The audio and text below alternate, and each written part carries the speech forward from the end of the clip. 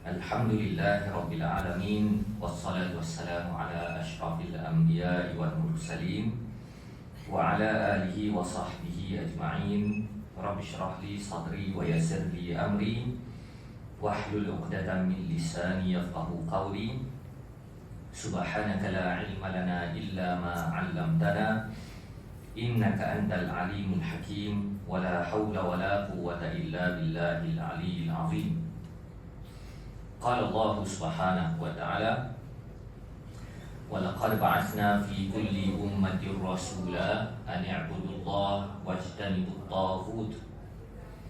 Allah subhanahu wa ta'ala berfirman, dan sesungguhnya kami telah putuskan bagi setiap umat itu rasul, masing-masing membawa seruan, abdikanlah diri kepada Allah dan jauhkanlah diri dari taghut. Sadaqallahul azim. InsyaAllah kita sambung tadabbur Suratul Kahfi. Kalau berkesempatan sampai habislah 110. Kita sambung ayat 106. Selepas daripada Allah menceritakan gejala-gejala kekufuran, kesyirikan yang berlaku ke atas orang-orang kafir, begitu juga Allah mengingatkan betapa kesesatan itu turut berlaku ke atas orang yang nak buat baik, tetapi dek kerana kejahilan dan dek kerana tidak menjaga soal niat, lama-kelamaan mereka tetap menjadi sesat. Selepas daripada Allah menceritakan bentuk-bentuk kesesatan seumpama itu, Allah menyatakan tempat mereka di akhirnya kat mana dan apakah persamaan sikap mereka walaupun bentuk kekufuran dan kesyirikan mereka kadang-kadang kelihatan berbeza. Jadi di sini Allah berfirman, "Dzalika jazaohum jahannamu bima kafaru wattakhadhu ayati wa rusuli huzwa." Allah berfirman, mereka lah orang-orang yang kufur. Dzalika jazaohum jahannam bima kafaru. Jadi dalam ayat Al-Quran ada tempat yang Allah gunakan kata nama. Kata nama bagi orang-orang, bagi kekufuran itu kafirin, kufar. Dan ada juga ayat yang Allah menggunakan kata kerja, kafaru. Kafaru ni kata kerja lah, bahasa Melayu kata kerja lah. Bermaksud mereka melakukan kekufuran. Apa yang kita bimbangkan adalah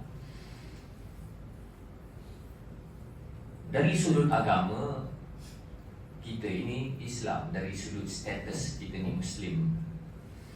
Tetapi yang kita bimbangkan, kita turut melakukan perbuatan kafaru.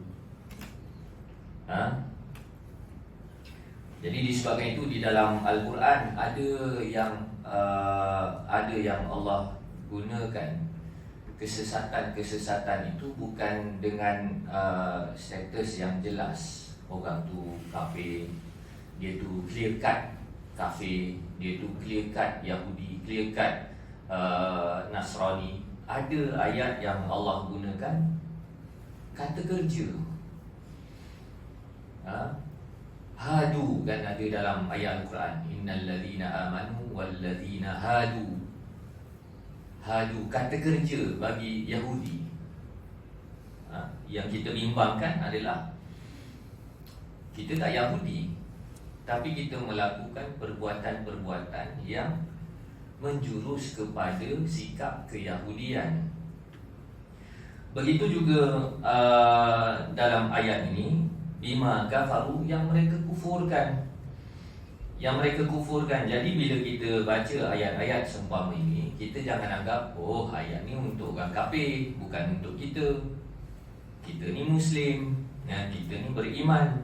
Ya, kita Muslim, kita beriman, tetapi berapa banyak contoh-contoh orang Muslim tetapi mereka mengulangi kesilapan-kesilapan yang telah dilakukan oleh orang Yahudi, orang Kristian.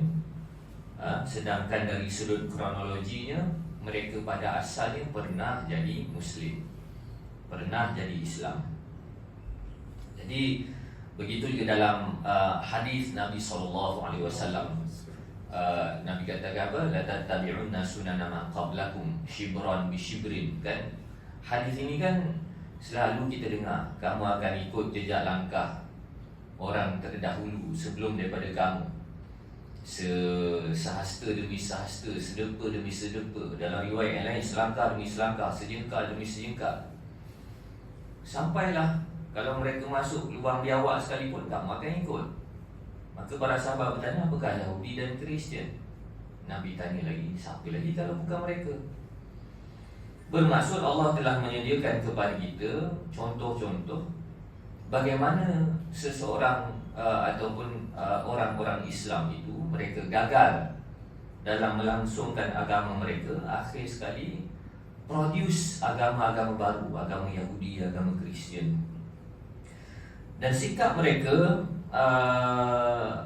bersamaan sikap mereka, wattakhadhu ayati wa rusuli huzwa, mereka menjadikan ayat-ayatku dan utusanku sebagai bahan sendaan, sebagai bahan ejekan. Kita boleh, sama ada kita mengkaji ke, kita memerhati secara rambang ke, kita akan dapati persamaan sikap yang ada pada golongan-golongan yang sesat adalah mereka tidak serius. Mereka tidak serius. Bermaksud bukan semata-mata mereka hidup dalam keadaan bergelak ketawa, itu satu part lah. Tetapi mereka sendiri tidak serius dengan kepercayaan mereka, ataupun dalam erti kata yang lain, mereka sendiri tidak ada kebertanggungjawaban terhadap kepercayaan mereka. Jadi ciri orang beriman, hidupnya mesti serius. Serius ini bukan bermaksud mukanya kena ketat 100%. Ada waktu kita berhibur, dalam hadis sa'ah wa sa'ah, ada waktu kita berhibur, kita enjoy. Dan kalau enjoy itu bertepatan dengan cara agama, kita beri galakan. Antara cara berhibur yang dianjurkan oleh agama adalah berhibur dengan keluarga. Orang kita dah nampak hari ini berhibur, oh kena pergi konsert, kena pergi wayang, kena pergi. Tapi sedangkan Islam telah menganjurkan cara hiburan yang sangat fitrah. Cara hiburan yang sangat fitrah, yang tak perlu modal yang banyak, iaitu berhibur sesama keluarga, bergelak ketawa sesama keluarga. Orang kita selalu terlepas pandang benda ni. Sebab itu hiburan yang muncul dengan agenda hedonism pada hari ini, ia tidak menghasilkan kebahagiaan. Kerana hiburan yang ada pada hari ini, hiburan yang direka-reka, dicipta. Buktinya apa? Berapa ramai penghibur yang kehidupannya pun kacau bilau. Kerja dia menghiburkan orang, tetapi dia sendiri mengalami depresi mental. Jadi satu part yang bila Nabi sebutkan hadis sa'ah wa sa'ah, berhibur tu kejap-kejap memang boleh. Wahai Hanzalah, ketika itu Hanzalah berhibur dengan keluarga, bergelak ketawa dengan keluarga. Jadi serabut juga bila kata Islam ni ada elemen berhiburnya juga. Terus lompat.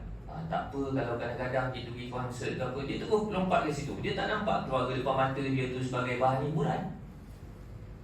Sebab itu merupakan satu ibadat kita berenjoy sesama keluarga. Kan, berjoging. Berjoging sama keluarga. Jogging tak adalah saya kan, tapi berhibur cara lain lah kan. Itu fitrah sebenarnya. Tapi masalahnya orang kita berhibur, dia terus nampak Dia terus nampak hiburan dengan konsep hedonism yang ada pada hari ini, menyebabkan dia keluarkan duit yang banyak untuk berhibur. Habis sesi berhibur tu dia tension balik. Sebab apa? Sebab dia patah balik kepada lingkungan hidup yang tidak menghiburkan. Dia tak menggemburkan rasa hiburan sesama keluarga. Memang pergi konsert apa semua, pergi tengok wayang rasa enjoy. Balik rumah siapa balik? Dia tak selesaikan masalah. Jadi kalau kita jadikan anak bini kita sebagai bahan hiburan, itu bukan maksudnya kita ejek. Kita maksudnya enjoy lah. Itu supaya kita memahami konsep. Bila kita katakan agama ni tidak menolak hiburan, kita kena faham agama kita ni agama fitrah. Jadi hiburan pun mesti bersifat fitrah. Ada pun perangai suka mengejek ini, Allah menjelaskan dalam beberapa ayat juga betapa golongan yang ada kecenderungan kepada kesesatan, mereka memang tidak serius. Dalam ayat yang lain Allah katakan bila Nabi Musa menyampaikan perintah Allah kepada Bani Israel supaya mereka menyembelih lembu betina, lantas Bani Israel kata, wahai Musa, kau nak prank kami ke? Nak hibur, nak buat kami sebagai bahan hiburan ke? Tak pas-pasal, isu kami lain. Tiba-tiba kamu suruh sembelih. Ni apa benda ni? Nak scam? Atatakhizuna huzwa? Nak jadikan kami sebagai hiburan ke? Nabi Musa terus mengatakan, a'udzubillahi an akuna minal jahilin. Aku minta jauh daripada jadi orang jahil. Sebab yang tidak ada keseriusan dan kebertanggungjawaban terhadap kepercayaan agama pendirian sendiri itu merupakan ramai orang jahil. Sebab itu Imam Syafi'i kata apa, kalau bahas dengan orang alim aku boleh makan lah, tapi kalau bahas dengan orang jahil aku kalah. Sebab apa? Antara faktornya sebab orang jahil ini dia tidak ada responsibility. Dia tidak ada rasa tanggungjawab dengan pegangan dia sebelum ini. Kemudian bila orang kritik pegangan dia sebelum ini, dia akan kona kat lain, kaki kona. Kaki kona. Dan begitu juga cabaran yang dihadapi oleh para nabi dan rasul. Mereka sentiasa menjadi bahan ejekan kaum mereka yang tidak ada keseriusan dalam beragama, tidak ada kebertanggungjawaban, tidak ada rasa untuk mencari kebenaran. Sebab itu dalil ataupun orang Melayu kata loya buruk, ataupun dalam bahasa Inggeris yang canggih sikit namanya falasi. Berdalih berloya buruk itu merupakan salah satu gejala memperolok-olokkan mesej kebenaran yang dibawa oleh para nabi dan rasul alaihi wassalam. Jadi kalau kita tengok seumpama cerita Nabi Nuh, bila Nabi Nuh tegur kaum dia, tegur dengan cara yang betul. Kaum dia ejek. Kaum dia kata, Nuh, engkau ni bukan siapa-siapa pun. Engkau ni bukan siapa-siapa pun. Engkau ni manusia biasa macam kami. Pengikut-pengikut engkau pula kasta-kasta rendah yang cikai-cikai, kan? Jadi padahal Nabi Nuh tak ada mengemukakan dakwaan aku ni bukan manusia biasa, pengikut aku semua hebat-hebat. Nabi Nuh tak claim pun benda tu. Jadi huzwa, ejekan ini kita perlu faham dengan lebih mendalam berdasarkan kisah para nabi dan rasul, bukan semata-mata ejekan yang kita duk gambar-gambarkan macam dalam filem ke, macam dalam kartun ke, ejek sekadar jadi macam badut gitu, tak. Antaranya dengan dalih, dengan sikap loya buruk, dengan kejap cakap itu, kejap cakap ini huzwa. Dan kalau kita lihat golongan yang ada kecenderungan kepada kesesatan, kalau boleh mereka nak lari daripada berdalilkan ayati dan berdalilkan rusuli, berdalilkan Al-Quran dan berdalilkan apa yang datang daripada Nabi SAW. Kalau boleh mereka nak lari. Kecenderungan ini memang wujud. Sebab itu Ibnul Jauzi dalam kitabnya Talbis Iblis, dia katakan beberapa stage syaitan nak rosakkan manusia. Yang pertama sudah pastilah syaitan nak sesatkan manusia, nak kafirkan manusia. Kemudian stage yang selepas itu adalah dikatakan syaitan akan menghasut manusia supaya ketagih dengan benda-benda yang pelik, benda-benda yang aneh. Benda-benda yang pelik, benda-benda yang aneh. Jadi sebab itu kita kena hati-hati. Kalaulah kita beragama secara mistik, kita beragama sebab nak cari benda-benda pelik, itu memang on the way kita boleh jadi rosak. Sebab apa? Sebab kelebihan yang ada pada agama Islam ini, dia merupakan, bahasa canggih sikit apa, dia merupakan agama yang open resources. Semua orang boleh akses dengan agama Islam. Agama Islam ni dia tidak ada kasta untuk mengakses prinsip-prinsip Islam. Dia tak ada. Dia tak adalah, benda ni ulama sekian-sekian dia boleh faham, benda ni wali sekian-sekian dia boleh faham. Tak. Islam ni, kalau siapa nak faham Islam ni, Quran pula tak ada hak cipta terpelihara, siapa-siapa boleh buka. Hadis pun begitu. Tak adalah sebelum nak buka kitab hadis tu kena ada password ke apa, tak ada. Berbeza dengan agama-agama lain. Bermaksud agama Islam ni agama yang terus terang, transparent, suka untuk diketengahkan di khalayak. Ia bukan ada 2-3 set kepercayaan. Untuk circle ni kepercayaan lain, untuk circle lain, untuk nak dapat sumber ayat ini kena dapat password yang lain. Dia tidak ada. Jadi bagaimana syaitan merosakkan segelintir daripada golongan yang tak jaga hati adalah, dia kata kalau semua open resources, kalau semua jelas-jelas macam ni, tak best lah. Kita kena cari yang rare sikit, yang pelik sikit. Bila kita dah tertarik dengan benda yang pelik, waktu tu lah. Sebab itu tak pelik kalau kita ketengahkan ayat Al-Quran, ada orang yang dia rasa dia macam tak berapa, tak tertarik pun. Bila kita ketengahkan hadis, dia tak tertarik pun. Tapi bila dia dapat tahu hadis ni, ada ulama kata hadis ni hadis palsu, dia terus tertarik dengan hadis tu. Dia terus tertarik benda-benda yang kontroversi. Ini syaitan punya kerja. Ini disebutkan dalam Quran. فَأَمَّا الَّذِينَ فِي قُلُوبِهِمْ زَيْغٌ فَيَتَّبِعُونَ مَا تَشَابَهَ مِنْهُ ابْتِغَاءَ الْفِتْنَةِ وَابْتِغَاءَ تَأْوِيلِهِ.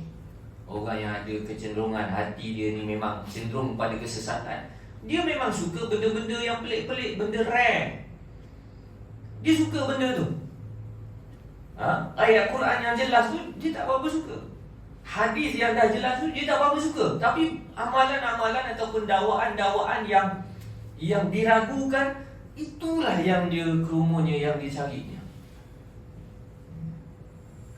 Jadi ada seorang orientalis namanya, siapa dia namanya? Masih seorang orientalis, tak ingatlah namanya. Bukan, itu pengkritik. Dia ada tulis, dia ada cuba reka Al-Quran versi dia. Al-Quran versi dia. Dia dalam bahasa Inggeris ni tajuk dia The True Furqan. Dalam bahasa Arab Al-Furqanul Haq. Al-Furqanul Haq. Jadi berlaku perdebatan.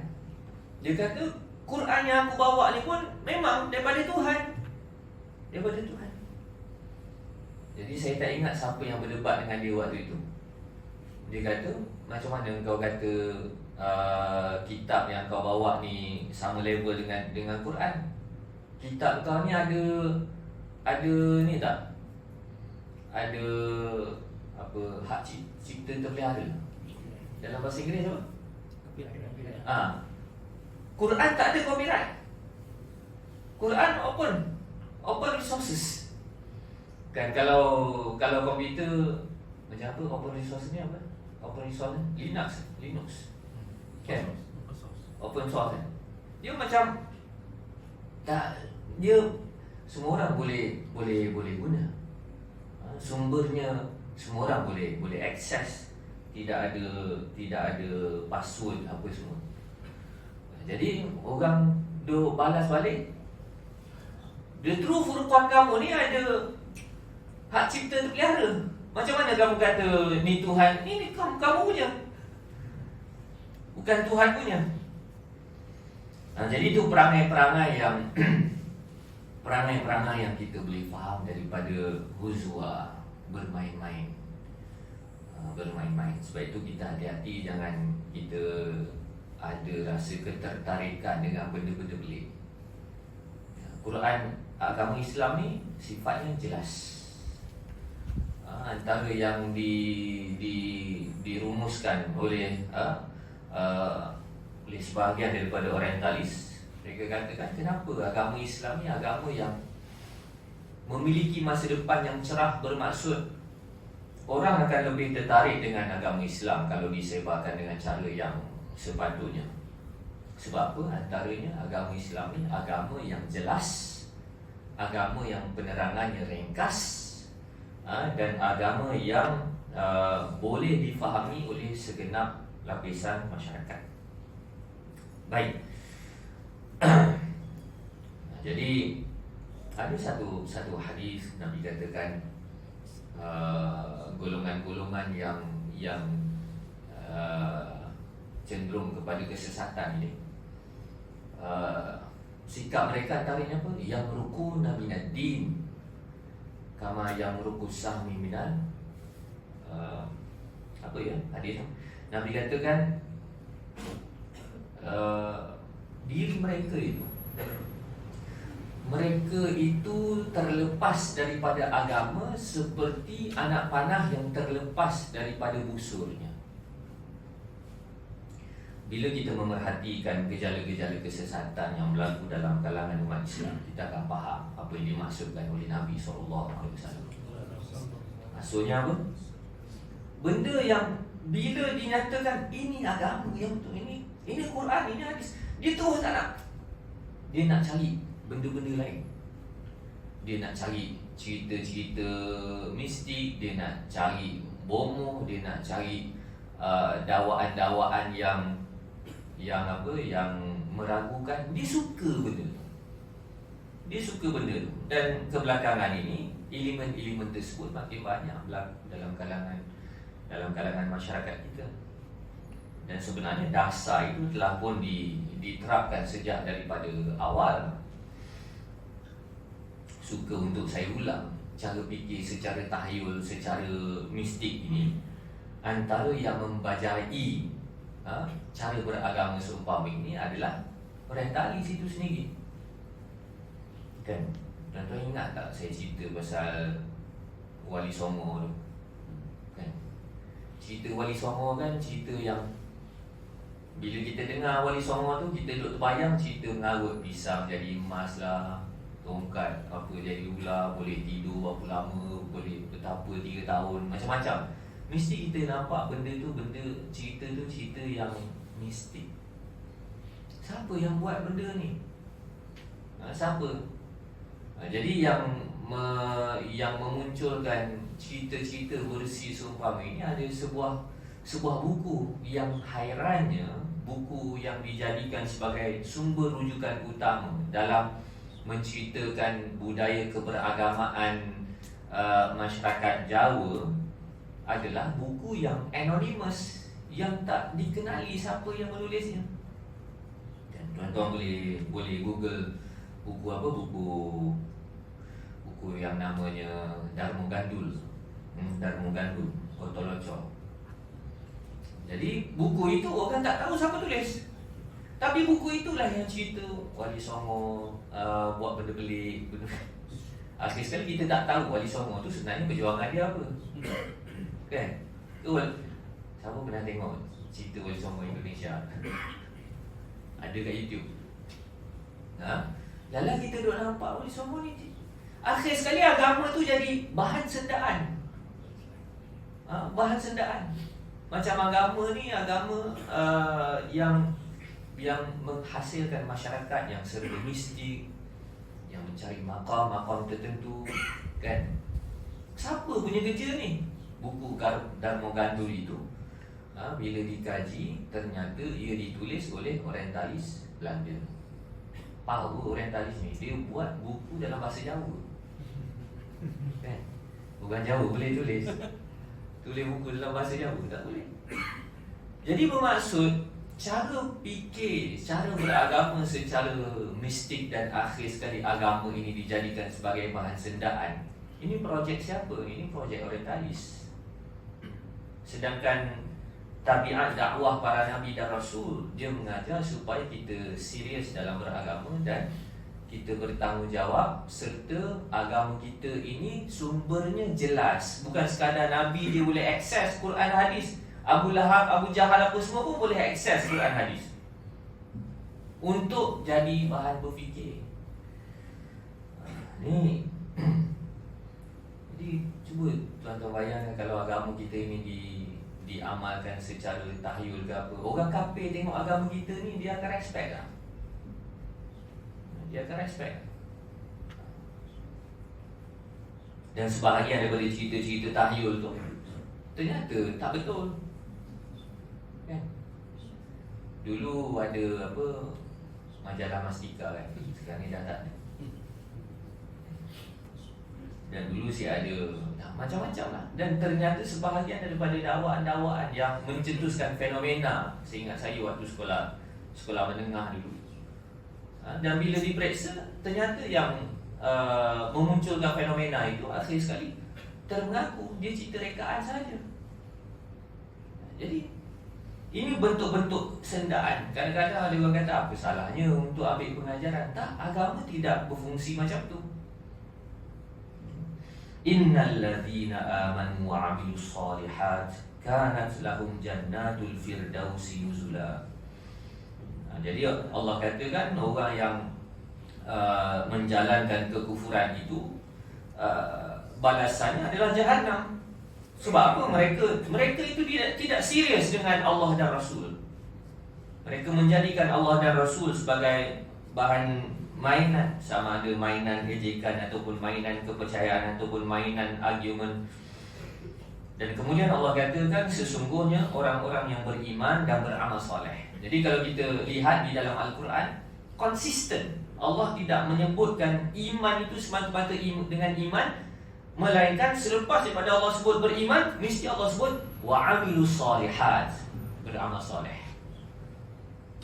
Beramal soleh. Jadi laisal iman bitamanni, bukan iman dengan kata-kata. Dan disebabkan itu takrifan iman yang kita pegang dari penjelasan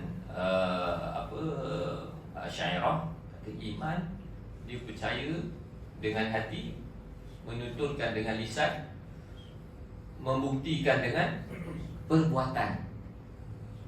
Kalau Maturidiyah, Asy'ariyah Maturidiyah ni sama-sama geng sebenarnya, sebab sama-sama aliran Khalafiyah. Tapi Maturidiyah pula dia lebih ringkaskan. Beriman ini percaya dengan hati. Sebab bagi dia bila percaya dengan hati, of course lah akan membuktikan dengan perbuatan. Tapi takrifan Asy'ariyah ini lebih menyeluruh. Dia katakan beriman bukan semata-mata dengan hati, tapi dituturkan dengan kata-kata dan membuktikan dengan perbuatan. Sebab apa? Ayat Al-Quran Allah tak sebutkan alladzina amanu saja, tapi innal ladzina amanu wa 'amilus shalihat, beramal soleh. Kanat lahum jannatul firdausi nuzula, adalah bagi bagi mereka itu syurga-syurga Firdaus sebagai tempat tinggal. Khalidina fiha la yabghuna anha hiwala. Mereka kekal di dalamnya dan mereka tidak menginginkan pertukaran. Mereka puas hatilah bila masuk syurga itu.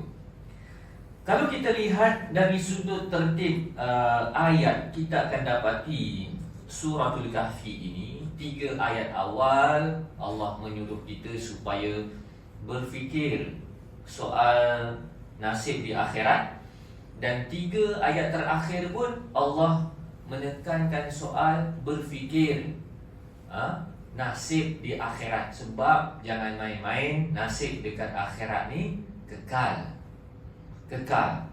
Ini kita boleh lihat ayat ketiga Suratul Kahfi yang mula makithina fihi abada. Lepas Allah katakan Quran ni fungsinya untuk memberi ancaman kepada orang yang jahat. Kemudian Al-Quran ini sebagai motivasi, galakan kepada orang yang beriman dan beramal soleh, mereka dapat ganjaran yang baik. Ganjaran yang baik itu sifatnya apa? Makithina fihi abada. Mereka tinggal tetap dalam balasan yang baik selama-lamanya. Jadi ayat ketiga Suratul Kahfi Allah sebut selama-lamanya, abada.